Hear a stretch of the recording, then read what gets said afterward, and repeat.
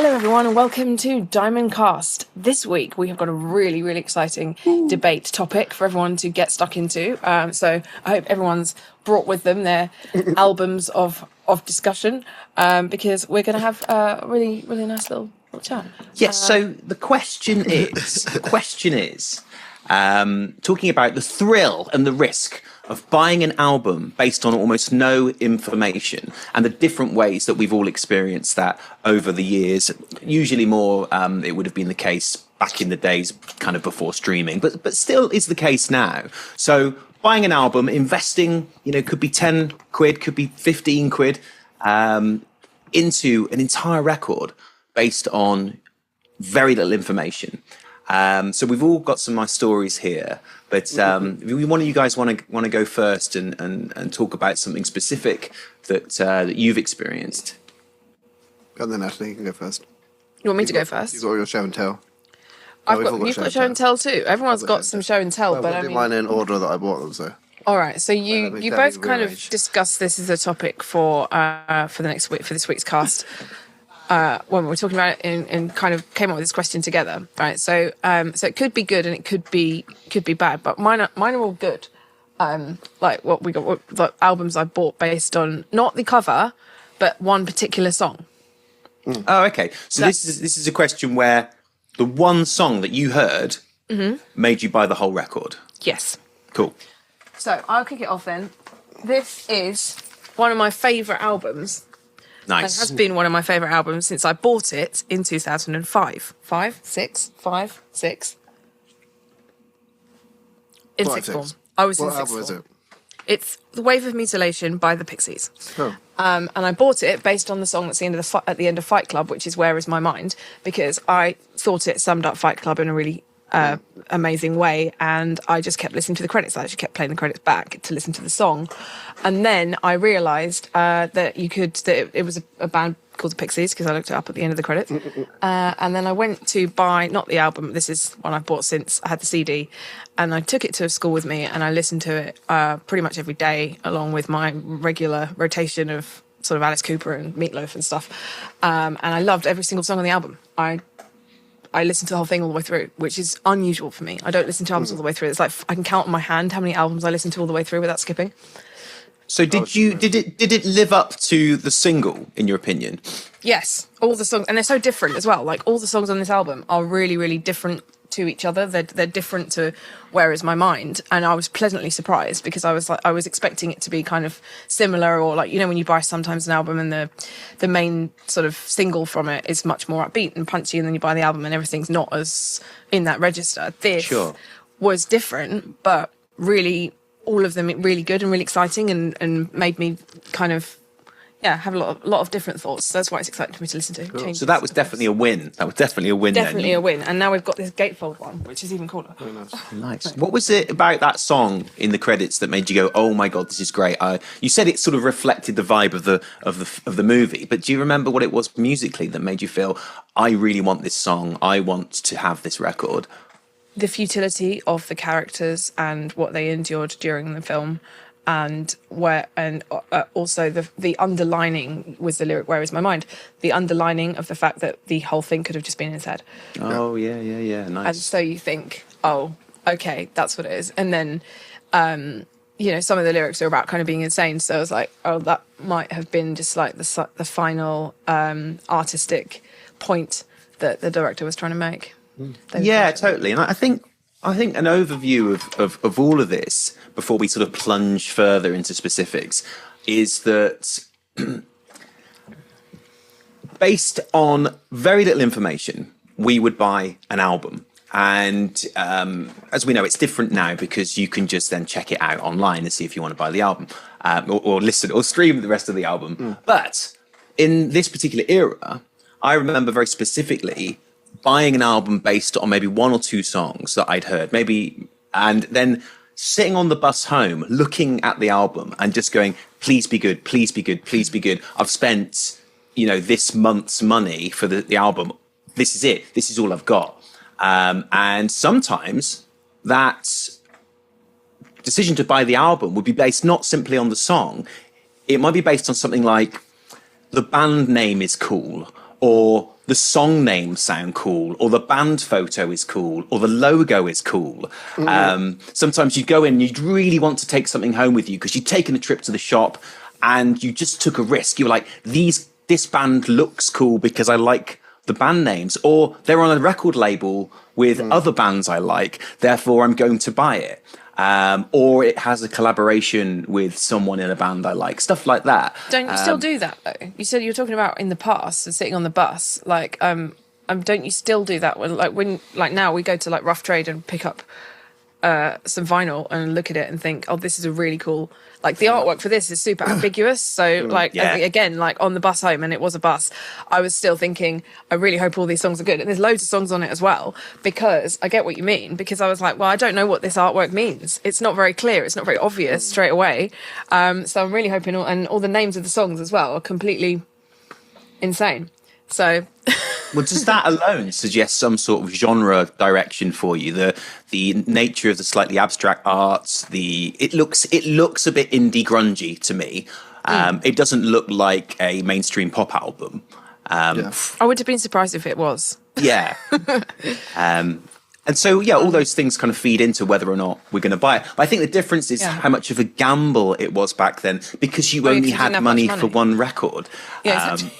And sometimes taking a trip into town and they didn't have the album you wanted, you'd sometimes want to buy something just to make the journey worthwhile. This was your one trip for the week or even the month to get something new to bring into your life, to give you a sense of sort of agency and identity. And you'd gone in, the album wasn't there that you really wanted. Oh no, what are you going to do instead? And sometimes that would be because you'd waited for the album to come out. This was the release date, and yet the shop didn't have it in yet. Or you get to the shop and, oh yeah, it's been put back a week. What?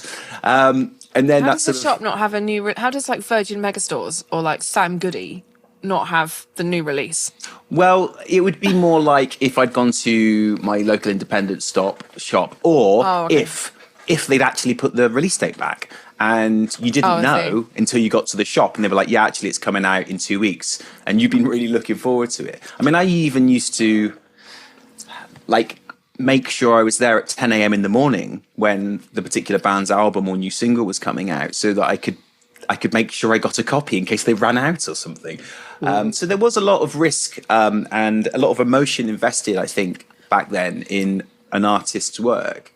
Well, can I make another point about that? And about in relation to this is actually the best of, which is a slight risk mitigation I took on this gamble, because I liked the band from that one song, and so I thought, okay, well, let me pick the best of, because then I've got like an overview of the band. Nice. And it's got the track on it that I want. So that's good. So if I can find a best of record, I will pick that, because then I think that's the band telling me these are my best songs. Listen to that. So that's interesting. That's some intelligence applied to this purchase. So it was less of a risk. But yeah, and one of these songs is also an Adam's favourite movie. Well, I was going to say that a minute ago.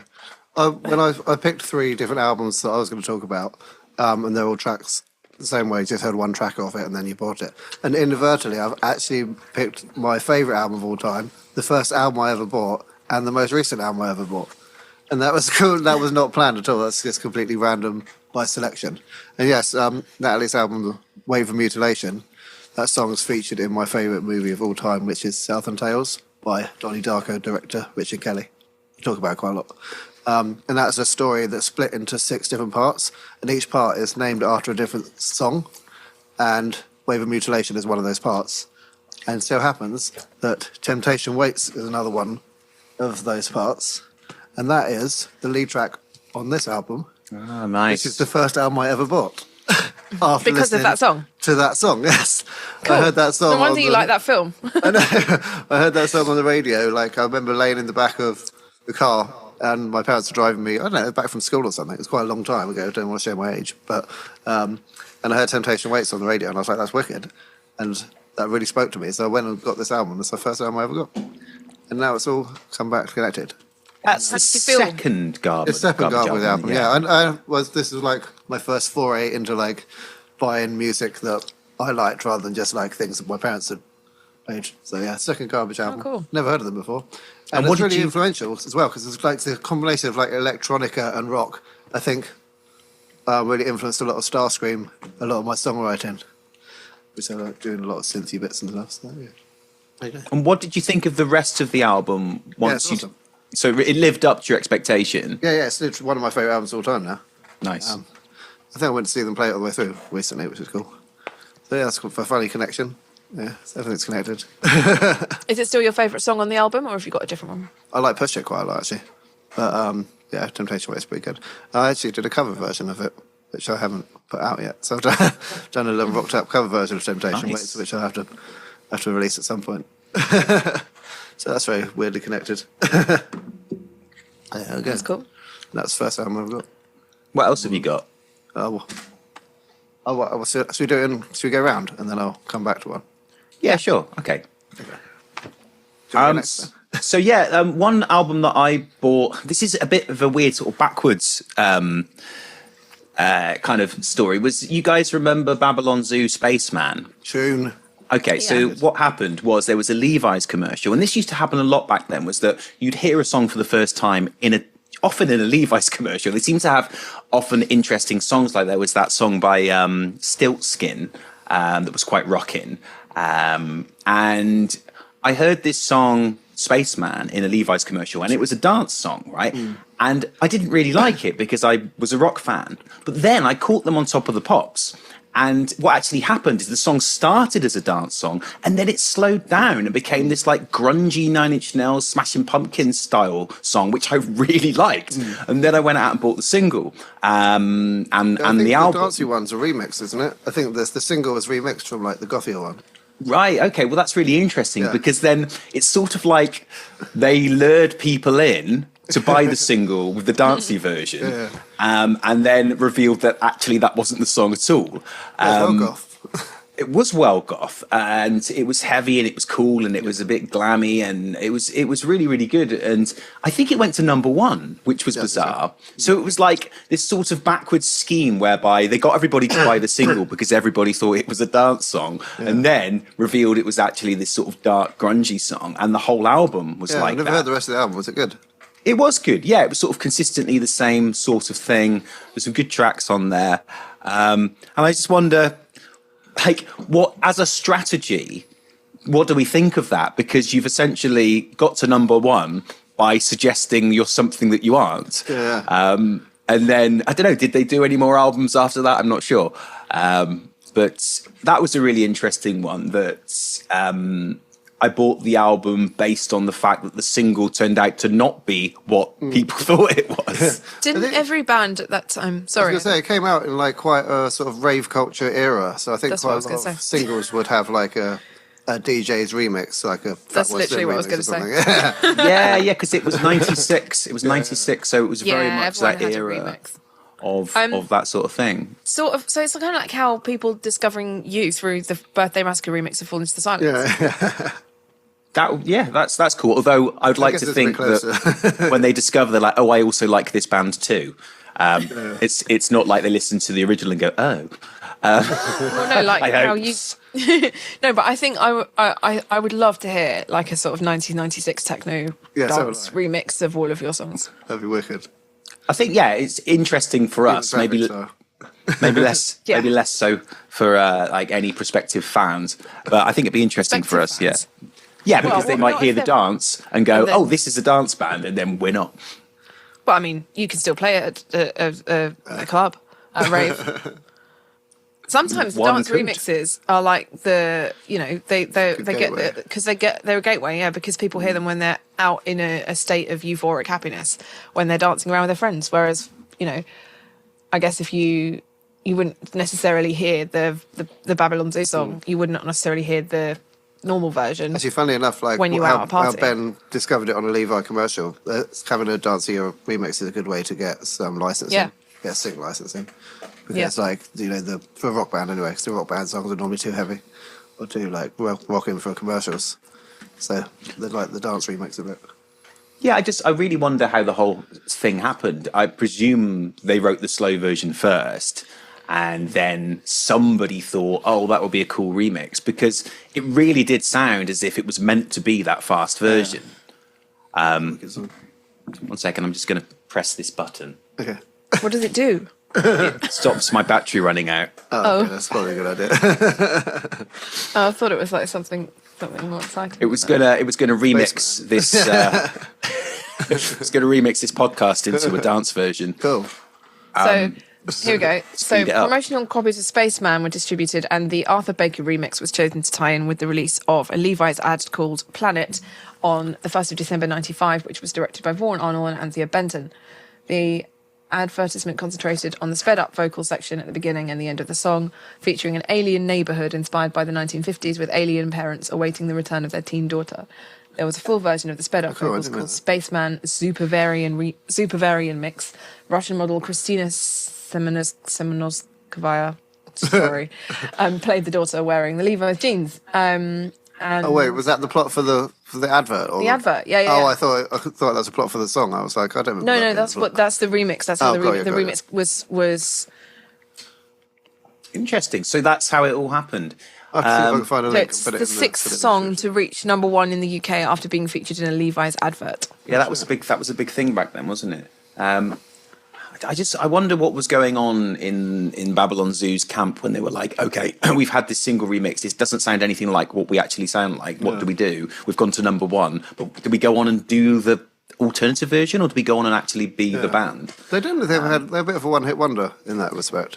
Yes, because arguably because they got to number one on something that wasn't really representative of what they wanted to do.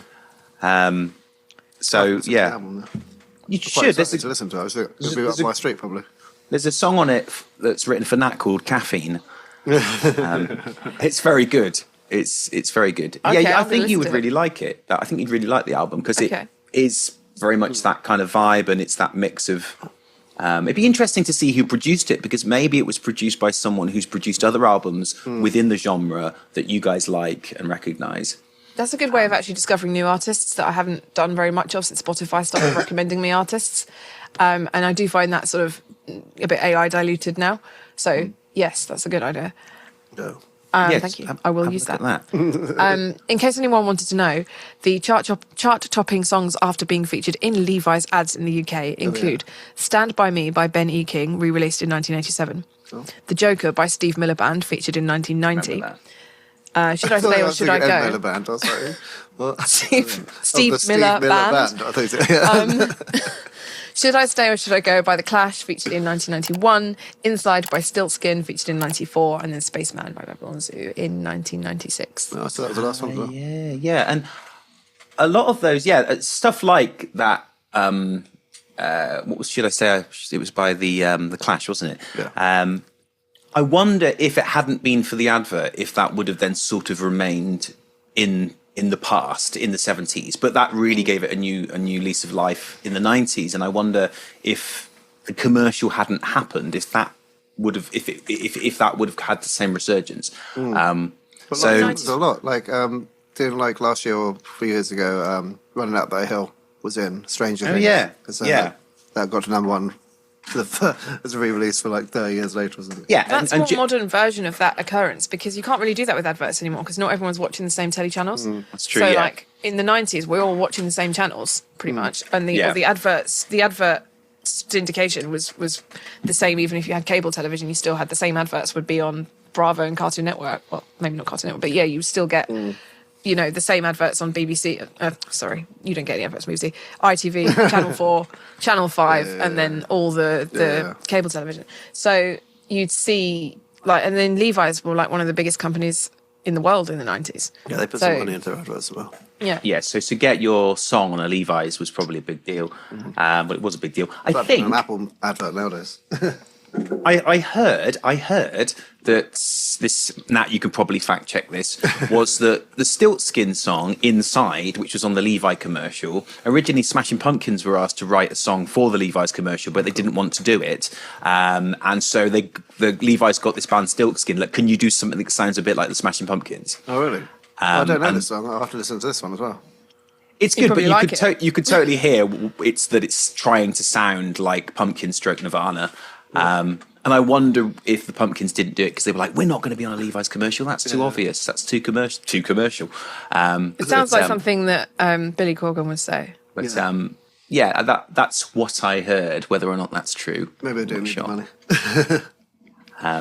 I mean, I'm sure there's some truth. I'm trying to find. I don't know what to really search for because I'm just reading about the advert itself. Like, what it contains. Yeah. So, did you guys ever discover an album that was actually you liked it more than the single? You thought the rest of the album was better than the single? Ooh, that's an interesting question. I wish I thought about that. Like the single sort of was maybe a bit watered down compared to what the rest of it was. I suppose Babylon Zoo was sort of like that for me, but that was for sort of different reasons. So that's another interesting. Sorry. Go on. No, I wouldn't say the whole album, but what I would say is after the Eurovision Song Contest 2006, Lordi winning with Hard Rock Hallelujah, I bought 2 Lordi albums because I was like, I need more of this.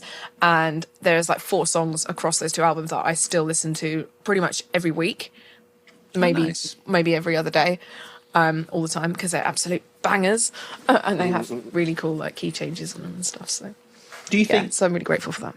There are albums where the other songs on the record, like track 7 is amazing and it's way better than the single. But is that because you've heard the single too many times or is it because the song is actually better than the single? So I guess an example for me for that is like stuff like Def Leppard Hysteria. The obvious big song is Pour Some Sugar on Me. Now, when I first heard that, when I was a kid, I loved it and I thought this is fantastic. I find it hard to listen to now because I've just heard it so many times. Whereas Decadence, because it's like one of the Decadence songs, right? And you have to play it every week. Which Decadence was a nightclub, is a nightclub that runs in London, sort of hard rock nightclub. But so sometimes like Living on a Prayer as well. When I first heard that, I loved it. Now I can barely listen to it. So it's a question is, those songs are probably still objectively really good. It's just the over listening which then sometimes can perhaps impair one's enjoyment. Whereas other songs on those albums, Slippery When Wet and Hysteria, I feel that I could just listen to over and over because they still feel like my songs rather than the ownership's gone elsewhere. And I think sometimes as alternative music fans, we feel a bit of an ownership around records that we want it to be our band rather than something that is more mainstream. I don't know if it's a combination of those things, but is there something for you guys where like you loved the single once, but now you find it almost the rest of the album is way more important to you? I was thinking like Conspiracy 1 by the Offspring and Original Prankster. Because Original Prankster is basically like they had a massive hit with Pretty Fly for a White Guy, and they're like, okay, let's write that again, and it was a big hit, and it's like it's a cool single, but then it's probably like my least favorite track on that whole album.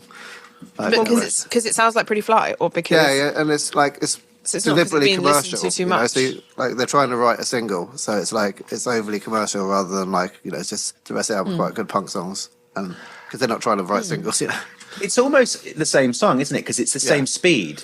It's the same. And it's got like a little sample bits, little. But you can't recreate success with a song because the song comes out in an exact. No, but it wouldn't be the exact same. Like you're saying, you don't like it as much, right? Yeah. Like it won't be the exact same thing. So when you strike something at a particular moment in time that is ever evolving in a particular culture with particular people who've had a certain set of years behind them with certain set of music and grown up with it, and everybody like warms to it. That happens once. You can't recreate. You can do another one, but you can't recreate the thing that's happened because it happens once in a very unique set of times. Yeah, I guess because they did it first of all on what's that one? Keep Them Separated. Yes, they did it on that, didn't they? So they had like quite a wacky little riff, the and the sample. And then they didn't really do it on the next album, which was Ixnay on the Hombre. No. I don't think they really did it there. That is the best Offspring album because side quest combination of the rawness of the early so- stuff, but with better production. Yeah, it's like their value. transitional period. Yeah, and before it's gone too wacky. Yeah, and most people don't like it. When Right. it wasn't a very good success because of that. But, But well, I it's think the best. great album. Yeah, and yeah. there's like quite dark songs on there, like Yeah. Amazed and Yeah. Gone Away and stuff. Yeah. But yeah, so then Americana, which is the one that's got Pretty Fly for a White Guy on it, I think there's only really one other wacky song on there, which is Why Don't You Get a Job? Yeah, and they were both Whereas- singles. Both singles. So for some people going to that band, they must have been like, oh, this is a fun, wacky kind of ska pop band. Yeah. And then they find the album's actually full of like fast punk. Yeah. Like most of the songs on there, like Staring at the Sun and what's that one? Even the kids like aren't alright, I guess. Yeah, Kids, that's sort of a middle ground. Yeah. Kids Aren't Alright is my favourite one on that album. That's a good track. In fact, there's loads of bangers, but each song's I like No Breaks a is really different. No Breaks is good, and End of the Line is good. Yeah, They're like, and Americana itself, the song is good. And these are all like fast songs, like yeah. So someone who's got, oh, I like that Pretty Fly song, Yeah. might be Or Why Don't coming You to Get the a album Job, going, that's what's this?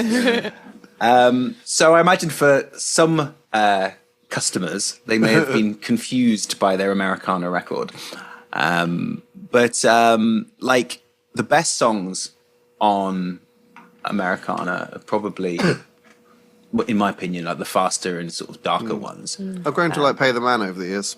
Yes, because that's really like quite epic for Yeah. Offspring, isn't it? Yeah, And it's about sections and stuff. 7 minutes long. or something. So Anyway, well, that wasn't one of my choices for today, but good selection. In response to your question though, Ben, about does a song get tired after you've listened to it because you've listened to it for too long, or because I wonder if I don't know. For me, it never does. Like if I listen to a song and it means something to me, it will always mean that thing. So when I listen to my playlist from 2003 or 1998, those songs are forever etched into my mind as the excitement of that time, and it is a way to literally go into a time machine and be that person again.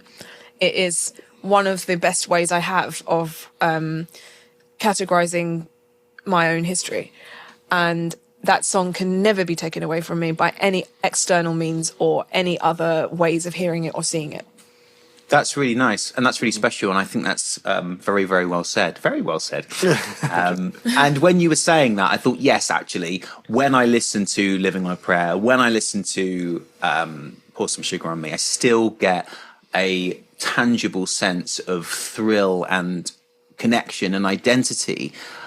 Because not only is it because of the songs, but it's what the instruments sound like, what the production sounds like. It's inherently hewn into the fabric of my being and into what formed me into the person I am today. So yes, you're absolutely right that even if they're sort of overheard, sometimes it can be more like, if I hear it out somewhere, I'll be like, oh, this again. But if I listen to it on my own, I'm like, oh, actually, I love this. Yeah. If I hear it out somewhere, I'm like, yes, it's my song. Yeah, true. Or I just sit there tapping my, like, or I'm just like, it just brings over happiness because it's something that there's a certain set of songs on a playlist that's about 15 hours long that is my chronology playlist, and they only you can only really add to it after 10 years. You can't really add to it sort of now. I was in going the to say, time. do you have any songs that take you back like 5 years? Or are they all teenage? No, yeah. No. They're not all teenage. A lot of I them like lockdown are. song. I've got university. Yeah, I've got university. I've got work. I've got lockdown. I've got like all sorts of like decadence years, like going to the Electric Ballroom. Like you guys were DJing, like all of that stuff. And they're songs you played, so you heavily influenced that nostalgia that I have, because those are songs that came in that succession together because you guys played them on your sets, right? It's not even, it's songs I'd heard in my life before, but they never meant anything to me until I heard them in those times, because those times were good. That's really nice. So you Diamond Black does associate. that for people. Do any of Yeah. our fans have a Diamond Black memory that you're taken back to? That's a good question. That's a very good question. So yeah, the associations are really what can make us feel comforted by an album. Like sometimes if I have to do something like boring or difficult, I put on an album that I know makes me feel kind of safe because it connects me to an earlier self. And I feel like, okay, look, we've come this far, so we'll probably be all right. So yeah, I think music can be really, really helpful in that way. It's music and your mind together. Yeah. It's the combination. I said to Adam last night we were watching a music video that I'd never seen, obviously, because I didn't have any music channels. And I said, this has changed my entire, as it always does, changed my perception of what I thought the song was, but not doesn't change my meaning of it. But it's Shiny Happy People, right? Was that the song? Oh yeah. And then I said to Adam, the to a degree, because he said I should watch it based on the...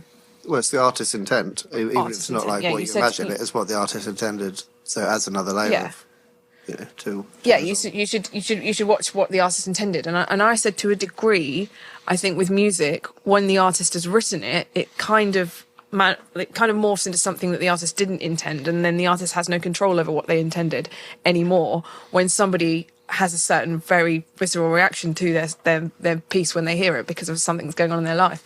So we'll have to do an episode about music videos, actually, because sometimes when you, like, if you've known a song for a long time and you catch a music video, it can be like, wow, this is amazing. It actually blows your mind. Or it can be like, well, that's just ruined that song. So, not because the music video is bad, just because it's totally different to what you thought. So maybe we can do our episode on that. Or you feel that there was more potential here for the video to expand on the song, and it sort of didn't. It was just it didn't. Or like you say, you had already a visual for this song because you've been listening to it for so many years. Yeah. Well, you can't unsee it once you've seen the video, can you? So it's sort of. I like that Green Day one you showed me the other day, Adam, where it's like repeated over and over again. Oh yeah, redundant. Yeah, I didn't know that at all, but the video made me like the song more. That's it. We can do. I thought it was just a Green Day song, and I was like, "Oh, the video's really smart." I like that. That's Nimrod, isn't it? I like that album. That's a good one. Yeah. So for me, that was again a sort of transitional album between the more simple punk stuff and a bit more sophistication. So that's a good one. Do you have another second album? Sorry, me. Yeah, one of you.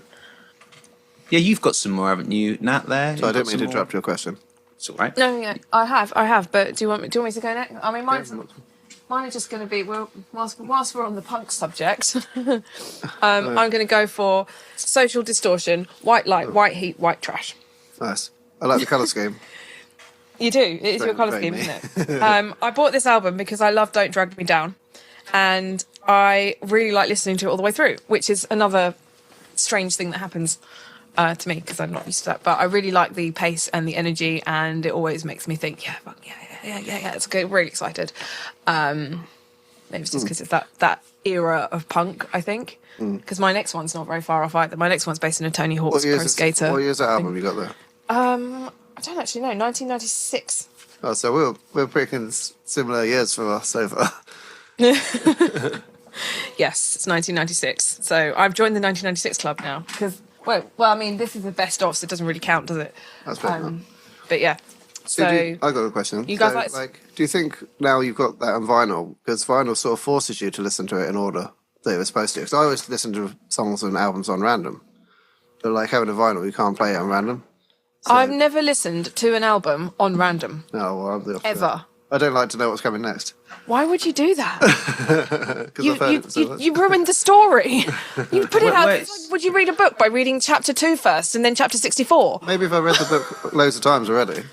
What are you saying? Fantasy we do. Well, that's true. Yeah. When you first got that Garbage album, for example, did you put that on random? Yeah, I think you listen to it. Oh no, you've got to listen to it like in proper order. Right. So to begin with, you want to listen in the right order. It's more like a later thing that you do. The random. But then I don't want to just always hear like the first couple of tracks. What if track 14 is really good and I don't make it that far? That's true. Yeah. But so there's a skip button. You can skip track. Oh, but what if they're all good? No, but if you don't get that far because you didn't like the other one, you can just go, I don't like this track, I'm going to skip. Do you think that albums were generally just better back then, or do you think we were more patient listeners? Well, we had less material. Then that changes. No, because you've got one that you bought last week, haven't you? Oh yeah, well that's going to be my last one. So our albums, I mean, I don't think that it's to do with like a better craft of story or a better craft of musical storytelling. I think everyone's always thought about this, haven't they? And some albums do, some albums don't. Some albums position songs in order specifically because the artist is trying to communicate something, and others just kind of have a collection of what's commercially viably the best songs, right? Well, it's hard to say that because I guess like in the 90s and stuff, a lot of your earnings were from album sales rather not from single sales. Whereas like nowadays with streaming, like it's more important to have like one song that really pops off. Yeah, and also the format change also has affected things, or did affect things as well. So I seem to remember in the 90s, suddenly bands are coming out with like 16, 17 track albums, because they could. Whereas previously it was 9 or 10 songs. And it did sometimes lead to albums having a lot of songs on there and you're not necessarily making it all the way through. Whereas if you look back at some like 70s records, some like Black Sabbath records, have like 6 or 7 songs on them, and that's an album. Yeah, Don't because you that's feel the cheated length of the though? LP, You spent right? like £10 on it. Isn't that because that would be the length of a vinyl? Yeah, the length of the vinyl, yeah. And sometimes like bands would do stuff that they'd have a 7-minute song, which means there's only 3 songs on side 2 and stuff like that. It makes it easy to decide which goes on the album. Yeah, which is kind of cool. Again, it's like storytelling. So you've got like this epic song on side 2, and then there was this Def Leppard album I had, whereby because the tracks, the album, the sides were different lengths. At the end of the last song, they've just got this random little drum fill that goes around for 2 minutes, and it says on side of the album, it says to avoid there being it says this in the tape. It says to avoid there being an inconvenient break in the programming, we have created this little song for you to listen to rather than having to spool the tape to the end. Oh, cool. So it's just this little thing that goes that just goes round, and it's like, oh, I'm glad I'm listening to this little loop rather than pressing fast forward on my tape. But yeah, odd little format things that used to be an issue.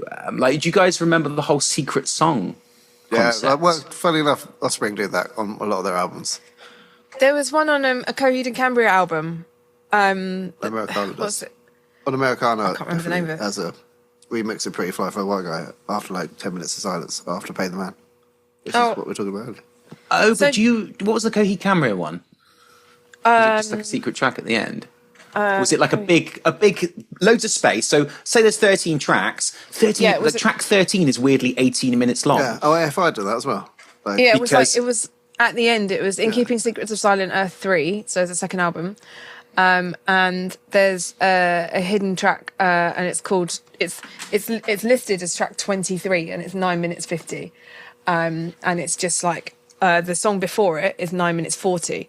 So the song before it ends, and then there's loads of silence, and it changes track, and then there's the hidden track. So actually, I really don't like this secret silence thing because it really interferes with my random play.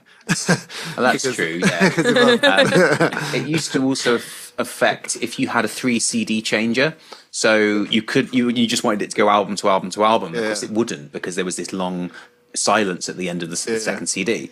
But yes, what they would do is they would leave this big gap and then put a song that was part of track 13 digitally after all the silence. And so you would discover this if you left the CD on and you didn't check. Like, weirdly, you just sort of didn't look at things like that so much back then. All of a sudden, after a while, you're like, what the fuck? And it comes back on. And there's a whole bunch of those.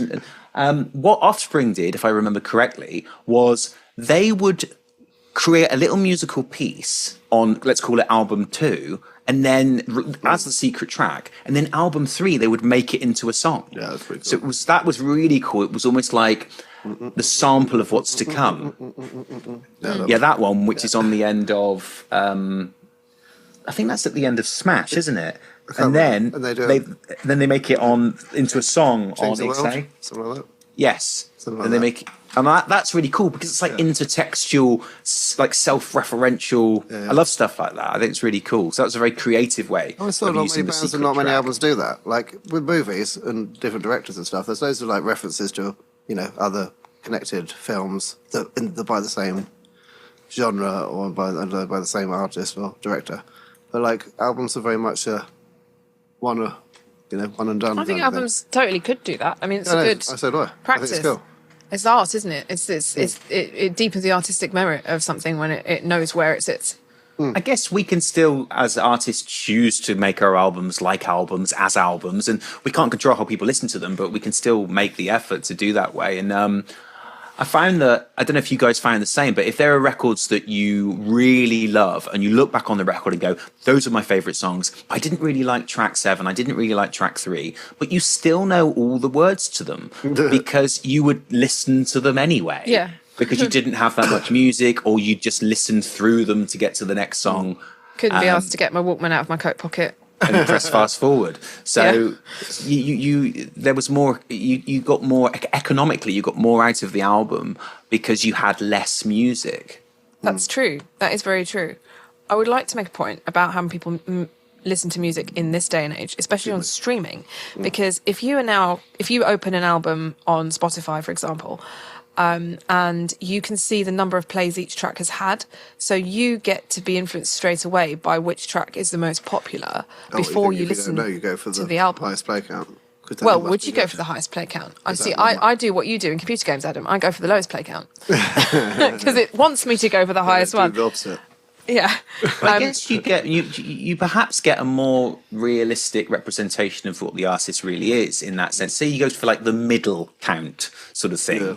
You're going to go, okay, it's popular, but it's not like the one standoff single that was maybe in a Batman film and everybody's listened to it, and it's a bit different from what the rest of what they do.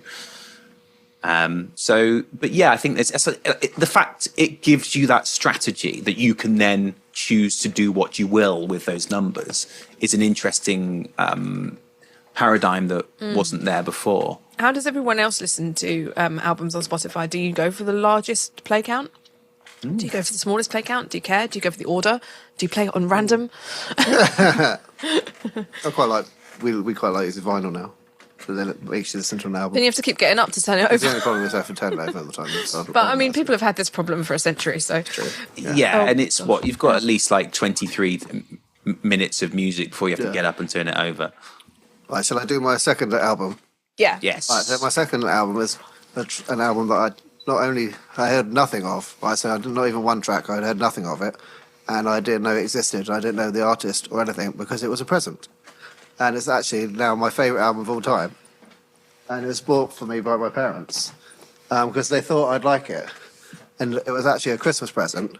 And it was like, sometimes on Christmas Eve you're like, okay, you're allowed to open one present early, and so I opened this on Christmas Eve. And I listened to this. Opened this on Christmas Eve. Have they heard it before? No, I don't think so. Maybe Dad had heard it like on the radio, and it's like Adam will like this.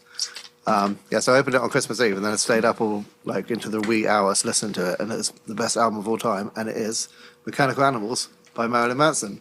Predictably. Wait, aren't you wearing a T-shirt of that as well? I had a T-shirt on yesterday, but look, I like it. Very close to the haircut. We're getting there. So this is what Adam's been trying to do with his hair for the past 10 years. It is, yeah. And it's actually my favourite album of all time and everything. And so I'd never heard any tracks on it when I got it. I hadn't even heard of Marilyn Manson. I was a bit like a noob back then, and my dad heard it, I think, on the radio, and they were like, yeah, Adam will like this, and they were very right, because it is the best album ever. What was the song that they heard that they thought you would like? I'm assuming The Dope Show. Right. Because I think that would have been the single. Why do you think that they thought you would like that? I don't know, it's like, I like sort of, like, I was getting into rocky stuff at the time, and it had the glam element, so I liked a lot of 70s glam rock, and so I think the mixture of the glam rock and the, like, just edgy weirdness, I think they just got into it. Yeah, because it is a shuffle, isn't it? It's got a bit of sci-fi. Isn't it? It's a shuffle, isn't it? So it's got that glammy 70s shuffle, bit of sci-fi, as you said, probably some like wayward, edgy heaviness there. And I liked Garbage, so I'd had that Garbage album at the time. So it's like the electronic and the rock combined. Nice. Which is that one. So yeah, and they're like maybe that's like the fourth album I ever got. So. Something like that. But yeah, Christmas present. So I didn't know anything about that one. So that's a good call. Excellent. I was sort of cheating the question a bit, but I thought that's quite interesting. Yeah, that's really cool. That's a really cool way of actually discovering a band or artist as well, is that your parents bought it for you. Well, it's most people listen to Marilyn Manson, their parents get annoyed with them. It worked well for me, but then I remember because it was such a good album, I bought it for my girlfriend at the time when we were like at school, and her parents found it in her room, and they're like, "You're not having that in our house," and they made her take it back. So I guess it works for some people, not for others. For my like last album, I'm going to do a sort of cross section of. I used to have this. There was a a secondhand shop in Bristol called Plastic Wax Records, and I'd always like go in there because you could get albums on cassette for about £3, and they had so many like cheesy 80s rock bands, and I would love like looking through the section and going, I'm going to buy this for £2.10 because I like the look of their haircuts. And you'd look at the song titles and you'd look at the like the record label and stuff, and I actually found some albums in there that I sort of bought sort of for a laugh but not really. It kind of was serious, because I've even much later, I still really liked 80s rock, and I was obsessed with it, even when way after it had gone out of fashion. So I'd buy these tapes, and it'd be like wicked. And I found some great ones, like there's a Japanese hair metal band called Loudness. It's like a sort of Spinal Tap thing, isn't it? Like it's got more loudness on it. And that album became like, it's become the album that I always do when I'm doing like financial admin, right? Put Loudness on. Like it just has to be on. Does it make it go easier? Is it like, yeah, it does. Yeah, because like it's sort of, oh, this is good. Yeah. And there's a few albums like that where I some other bands where I'm like, I objectively know that this isn't necessarily the best representation of hard rock music in 1987, but I love it, and I love the fact that it is a bit silly, and they've taken the tropes and they've pushed it a bit too far, and it's a bit there are bits where you're like, well, that was a bit out of tune, and that, but I just love it. I love because it's indulging in the genre. And there's nice memories of buying it on tape for £3, and now I found it online.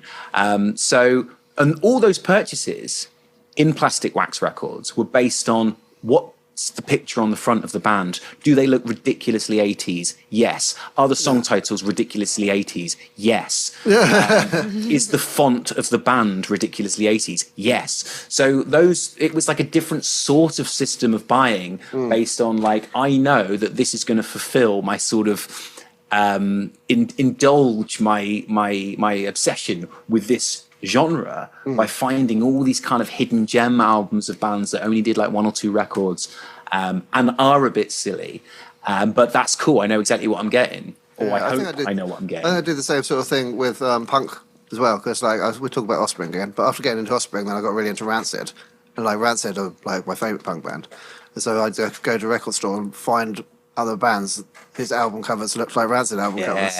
Yeah, like Pennywise and NoFX and stuff like that. I was like, yeah, there's almost a guarantee that I'm going to like them. yeah, totally. Maybe you hadn't even heard anything. Yeah, exactly. But it was the same record label, the artwork, the song titles. When it had come out, or this just come out, and it looks like this, so therefore it's probably a similar sort of thing. And sometimes you'd see that bands toured together. Sometimes bands would even do things like release a double A side with each band releasing a song. Well, that was a cool way of doing it as well. So, and I think the label thing, maybe that was a lot bigger for punk bands. Yeah, like Epitaph and stuff. Epitaph, like if it was an Epitaph band or a Fat Records band or whatever, you'd be like, yeah, so that's going to be cool. Whereas I think in the era of maybe the 70s and the 80s, most bands are all on major labels, so you couldn't really tell, oh great, this is on Mercury. Well, that doesn't necessarily mean I'm going to like it. Whereas it's on Epitaph, it's on Fat Records, it's on Hopeless. Okay, I'm going to like this. I guess you can do the same with like Motown and stuff like that. If you're in. Yes, that's true. Yeah, that's probably the first instance of it. It was on that. It was like the Atlantic stuff and of that era. But yeah, it's definitely another cool thing was if it's on this label, it's probably good. Yeah. Nice. Cool. Do you have another one, Natalie? I do, yeah, one sec. So this, right, you might have seen it already now because I just posted it up. I heard the main single off of this album and I thought it was really cool, and I used to like, you know, bounce around listening to it on my player with a energy drink. And then I bought the album, and I was absolutely shocked at what I've discovered from it. The song, the album in question is W.A.S.P, The Crimson Idol. And the song was Chainsaw Charlie, Murders in the New Morgue. Great tune. I didn't realise it was a rock opera masterpiece all about one storyline, weaving all the way through it. And the music kind of changes different depending on what's going on in the character's story arc. And it's like a musical. It's like a musical written by W.A.S.P. And this changed me. I was listening to it, right, when I was walking around Tesco. The first time I listened to it, I was doing shopping for me and my mum, right? And I was walking around Tesco and I had this in my ears. And I was just like, this is the best thing I've ever heard in my life. And you know when you're walking, you're pushing a trolley and you're on your own, so you can just like jump and swing and go down the empty aisle. So I spent most of the time listening to this just like soaring down the detergent aisle with the music and thinking it was amazing. And I was like, I have to like listen to this all the time. And the last song, the last epic song is 9 minutes and 29 seconds long. The Great Misconceptions of Me, and that's the epic ending. Chainsaw Charlie's only track 4, which is... That came out in the 90s, didn't it? 91, I believe. 91? Maybe I'm wrong. 92. I think it's later. No, 92. 92, right? Because I remember seeing that song on. I remember seeing that song on Top of the Pops, like Murders in New Morgue, right? Yeah. I remember seeing it on Top of the Pops. That must have been like, cool. This is amazing, and I remember thinking, I really like this, but is this allowed to come out now? Because it's pretty 80s, and I was already seeing like the emergence of like Britpop and stuff, and thinking, but this is too good. I like this too much. How is it allowed to be out? And I was really happy that there was a song that was and a band that was on Top of the Pops. And I've got to find this Top of the Pops clip. I didn't know it was on Top of the Pops. It's on Top of the Pops, yeah. Cool. And I think one of the first songs I ever recorded around my uncle's on his 8-track basically sounded like Chainsaw Charlie. It was sort of a rip-off. And like the chorus was sort of a rip-off of that, and I've just remembered that now. So that's how much. See, that's the amazing thing about how we used to consume music then, is that I only heard it once on Top of the Pops and then went and copied it and did my own version. I didn't buy the single or anything and listen to it. It's just, I remember that chord sequence and how it made you feel, and how it made me feel. That feeling across in your music. Exactly, yeah, exactly that. The other thing about this is that I'd never seen him live, and he never played this live in my like adult lifetime all the way through, which is annoying. Right. But I did get to see him sing Chainsaw Charlie live in 2015 or 16 or something, and I stood right at the front and I was standing there completely mesmerised, and I was like, this is the coolest thing I've ever seen. So absolute all the love for this album, and yeah. Is that your favourite album? No. Oh. I don't know.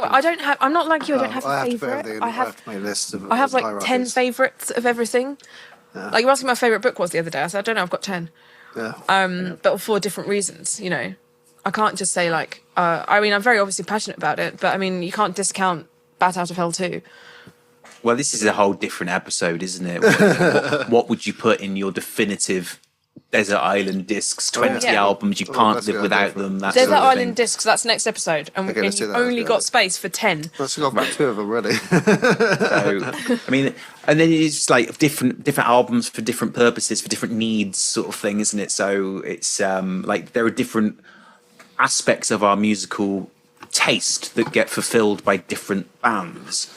And so I think you'd need to choose carefully. So you couldn't be like, oh, I'll have just 5 punk bands. You no, I need a glam band, I need an industrial band, I need a goth band. You know, you'd have to because you've only got those to last you on the desert island. So yeah, so you've got no record player though.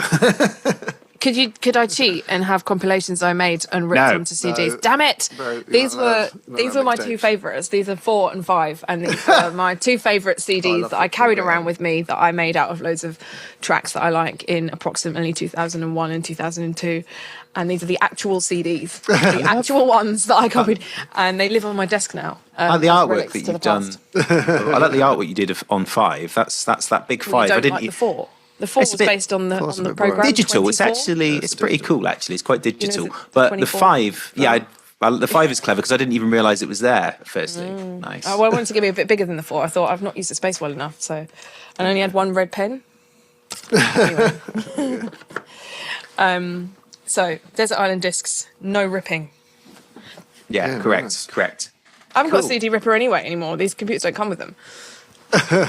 They don't come with CD drives, do they? So no. Yeah, that's the same thing, right? Oh, yeah, so yeah. How are we doing for time? Have we got any more? I've got 1 left. We've got 1 more, haven't you? Okay, cool. And it's the most recent album I ever bought. And I was working in the pub recently, as I tend to do, Not for the pub, just in the pub. No. Oh yeah, sorry. I was working on my Like laptop behind with the bar? headphones on in the pub, not working at the pub, working in the pub. And I can't remember what I was doing. I was doing some sort of design work, and then I hear this like song in the background playing over in the pub, and I was like, "This song is amazing."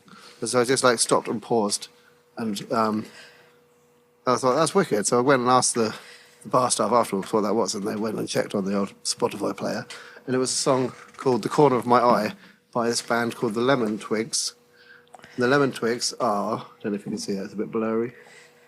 These two guys.